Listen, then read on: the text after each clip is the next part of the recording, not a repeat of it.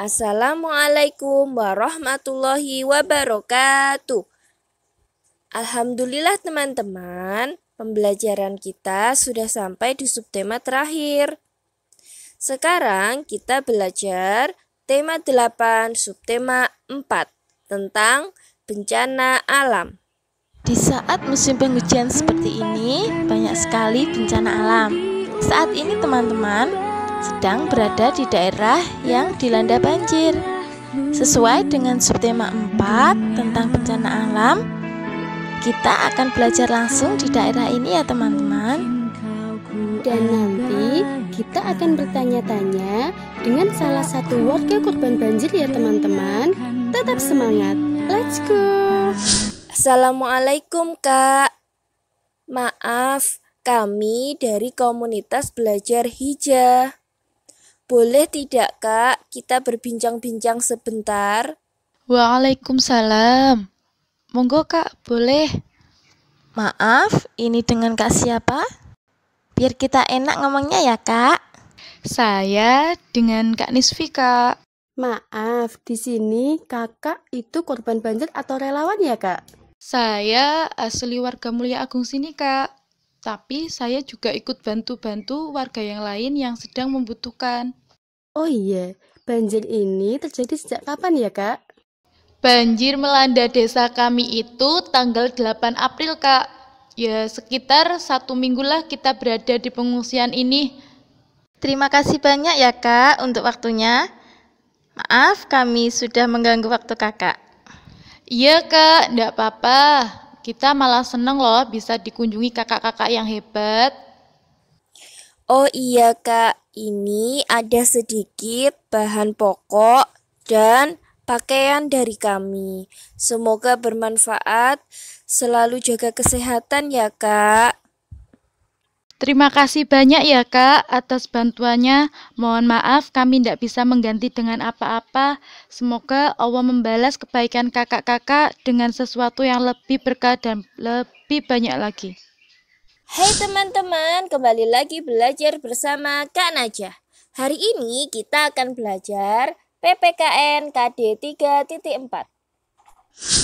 Menjelaskan bentuk kerjasama di rumah. Masih ingatkah kalian apa yang dimaksud kerjasama? Kerjasama adalah kegiatan yang dilakukan bersama-sama untuk mencapai tujuan yang sama. Dengan kerjasama, pekerjaan menjadi lebih ringan dan cepat selesai. Kerjasama di rumah dapat menambah keakraban setiap anggota keluarga. Contoh kerjasama yang dilakukan di rumah misalnya, rumah Dedi kebanjiran. Setelah air surut, Dedi membantu ibu mengepel lantai. Ayah membantu mengangkat barang-barang yang terendam air. Nah teman-teman, kita dapat juga bekerja sama dalam membantu korban bencana alam. Kira-kira apa saja ya? Contohnya adalah saat bencana alam, kita memberi bantuan berupa sumbangan uang, selimut, makanan, pakaian layak pakai, atau yang lainnya yang bisa meringankan korban bencana alam. Atau contoh seperti saat ini, ada wabah penyakit seperti COVID-19 atau disebut juga corona. Kita bisa memberi bantuan berupa uang, masker, hand sanitizer, atau yang lainnya yang bisa meringankan korban, petugas, masyarakat yang terdampak. Begitulah teman-teman, materi kita hari ini.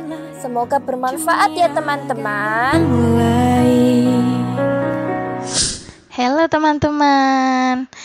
Yuk kita belajar bahasa Indonesia pada KD 3.8 bersama Kak Mimi. Menuliskan ungkapan terima kasih. Bencana alam merupakan salah satu peristiwa alam. Saat musim hujan tiba, sering terjadi banjir. Nah, warga yang tertimpa banjir memerlukan bantuan. Banyak bantuan yang datang untuk menolong. Saat mendapat pertolongan atau bantuan dari orang lain, kita harus mengucapkan terima kasih. Sekarang Kak Mimi mau memberikan contoh ungkapan terima kasih. Yang pertama, terima kasih sudah menolongku, Mei. Contoh yang kedua, terima kasih sudah meminjamkan pensil untukku, Jonas. Bermain peran menggunakan ungkapan terima kasih. Ayo teman-teman, kita bermain peran menggunakan ungkapan terima kasih. Nah, sebelum bermain peran, buatlah ceritanya terlebih dahulu ya. Gunakan bahasa yang mudah dipahami. Berikut Kak Mimi akan memberikan hal-hal yang perlu diperhatikan sebelum bermain peran. Yang pertama, tentukan tema atau ide pokok pada percakapan. Yang kedua, tentukan tokoh yang melakukan percakapan. Yang ketiga, tentukan tempat, waktu, dan situasi saat percakapan dilakukan. Menuliskan kalimat permintaan tolong. Kita pernah meminta bantuan kepada orang lain. Nah, saat meminta bantuan, lakukanlah dengan santun. Gunakan kata tolong. Setelah menerima bantuan, ucapkanlah terima kasih. Selain kata tolong, kita juga dapat menggunakan kata mohon untuk meminta pertolongan. Contohnya, mohon untuk tidak mengganggu siswa lain yang sedang ujian. Menuliskan ungkapan permintaan tolong sesuai gambar. Nah, Kak Mimi akan memberikan hal-hal yang harus diperhatikan ya. Yang pertama, amatilah gambar dengan seksama. Yang kedua, buatlah ungkapan permintaan tolong sesuai gambar. Yang ketiga, tuliskan ungkapan dengan kalimat yang sederhana dan mudah untuk dimengerti. Yang keempat, gunakan kata tolong dan bahasa yang santun. Matematika KD 3.9. Mengukur suhu dengan satuan tak baku.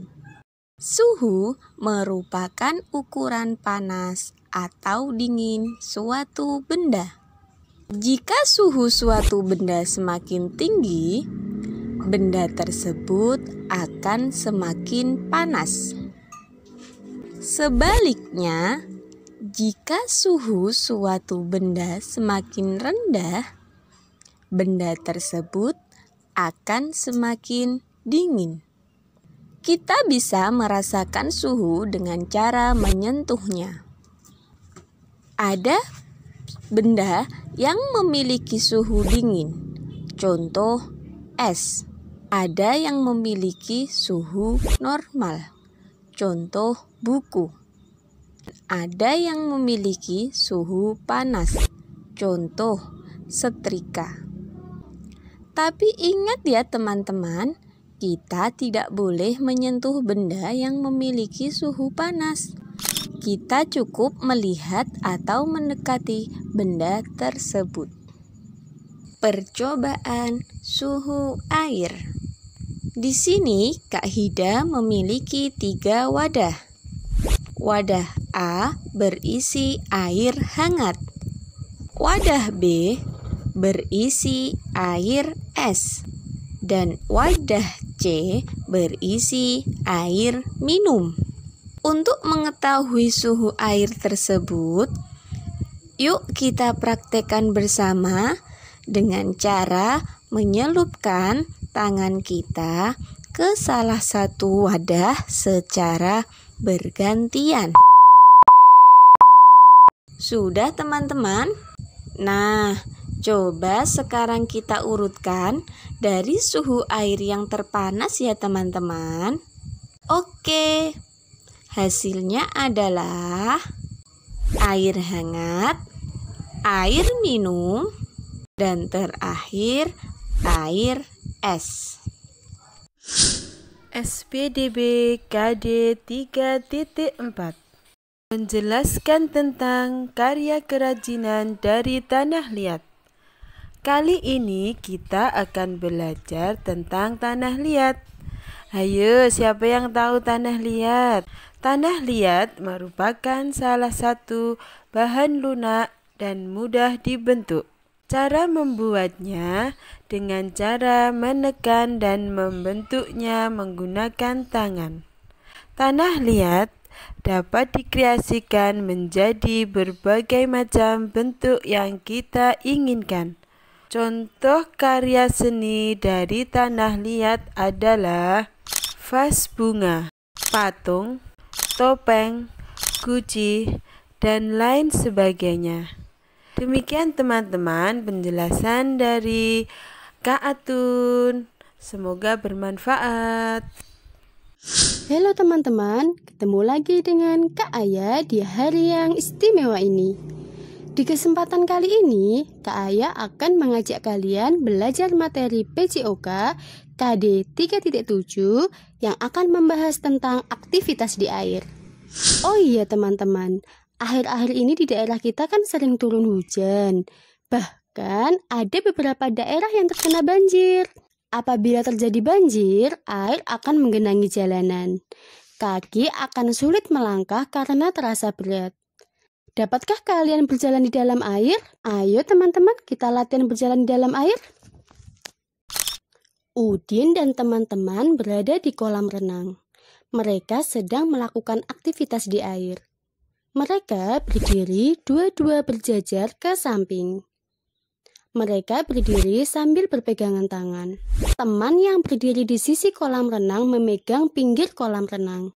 Lalu, mereka berjalan di dalam air mengelilingi kolam. Berhati-hatilah saat berjalan di dalam kolam. Pegang pinggiran kolam dan mintalah orang tua kalian untuk selalu menemani, agar tetap selamat saat beraktivitas di air. Itu tadi materi yang bisa Kak Aya sampaikan teman-teman. Cukup sekian dan terima kasih. Dadah. Alhamdulillah teman-teman, materi telah kita sampaikan semua. Seperti biasa, kita berlatih latihan soal modul tema 8 subtema 4. Biar makin tahu, makin banyak ilmu, dan tetap jaga kesehatan ya teman-teman. Sampai jumpa di lain kesempatan. Wassalamualaikum warahmatullahi wabarakatuh. Disakiti engkau sampai